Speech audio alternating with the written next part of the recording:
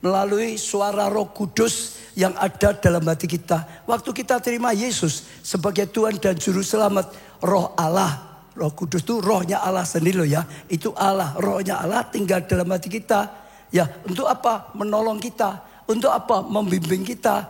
Maka Roh Kudus bicara kepada roh kita. Roh Kudus mengarahkan roh kita. Roh Kudus bicara pada kita melalui roh kita. Karena yang bisa nangkap suara Roh Kudus adalah roh kita. Dia roh, Allah itu roh.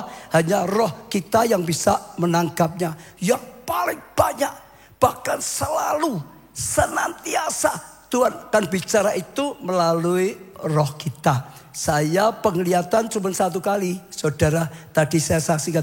Tapi setiap hari, setiap saat saya bergaul dengan Tuhan. Setiap saat saya dengar Roh Kudus yang berbicara. Setiap saat Tuhan itu tuntun melalui roh kita. Karena ada pergaulan, hubungan yang nyata, hubungan yang dekat.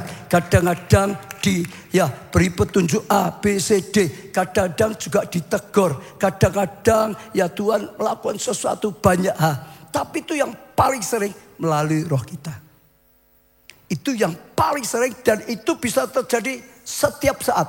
Setiap waktu. Karena kita bergaul. Karena kita bersama dengan roh Allah. Banyak orang salahnya hanya mikir kalau Tuhan bicara audible. Tuhan bicara penglihatan. Tuhan bicara mimpi. Gak nyadari Roh Kudus itu bicara dalam roh kita. Sehingga merasa gak bicara, padahal Roh Kudus bicara terus. Nah, mulai belajar, saudara.